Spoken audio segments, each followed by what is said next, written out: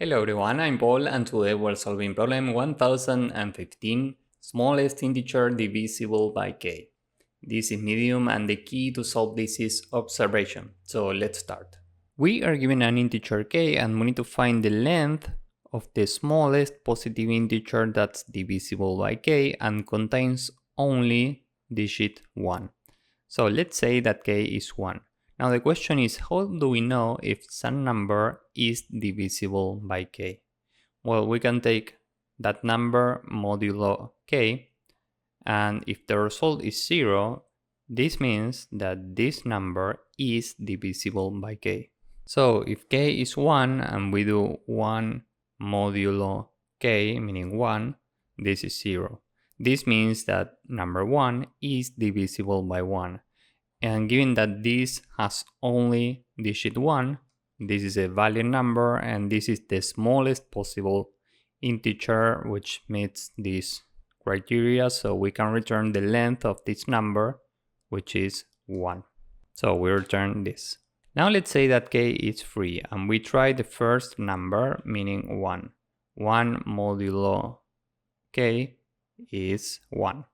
Given that this is not 0, 1 is not divisible by 3. If we try the next number, meaning 1, 1, modulo 3, this is 2. So this isn't divisible by 3 neither. Now, if we try 1, 1, 1, meaning the next number, this modulo 3 is 0. Given that this is the smallest positive integer that's divisible by 3 and contains only digit 1, we return the length of this, meaning 3. Now, as you can see here, as we are adding ones, we are trying different reminders. First we have 1, then we have 2, then we have 0. Now the question here is, how many possible reminders do we have if k is 3?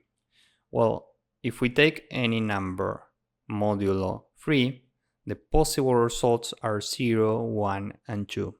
And these are the only possible reminders. These three numbers, these three possible outcomes, are given by this number, by k.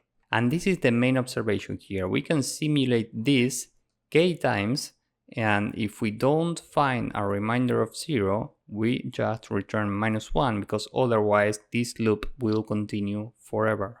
For example, let's say that k is 2. If we take some number modulo 2, the possible results are given by k, meaning they are 0 and 1. We have 2 possible results. Now, if we take the first one, we do 1 modulo k, and this is 1. Given that this is different from 0, we continue with the next number. The next number is 1, 1. This modulo 2 is also 1. Now we have already tried 2 different numbers and we haven't found the result that we are looking for. None of this is 0. And given that we have 2 possible reminders and we have already tried 2 different numbers, at this point we can return -1. It doesn't make sense to try the next number, meaning 1, 1, 1, because this modulo 2 is also 1. And here you can see how this would continue forever. So we rather stop this loop and return -1 right away. And there's one more thing that I would like to mention. How do we move from this number to the next one? Well, we can take this times 10 plus 1. And we are doing this every time to move to the next number. When we are here, we repeat this and we move to 1, 1, 1 and so on. So with this in mind, let's go with the code.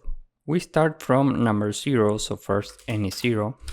And now we need to try every possible length. So for I in range from 1 to k plus 1, because this side is non-inclusive and k is included, so here we need to say k plus 1. Every time n is n times 10 plus 1, this is how we add another 1 to the current number. So we start from 1, then we go to 1, 1, then we go to 1, 1, 1, and so on. And every time we check if the current number modulo k is 0, this means that the current number is divisible by k, so at this point we just return the current length, which is given by the I pointer. If we reach the end of this loop, we never return some length, we return -1. So let's submit this. As you can see, this works, but it's not very efficient. And this is because we're trying the entire number every time, and the number can become quite large. And the way to reduce this is to take only the remainder every time. If we do this, modulo k, now this number is always very small. And this means that this should be overall more efficient. Let's submit this again. As you can see, this works and it's more efficient. Here, time complexity is big O of k and space complexity big O of 1. This is it for this problem, so if you found this useful, please drop a like, subscribe, and see you in the next one. Bye bye.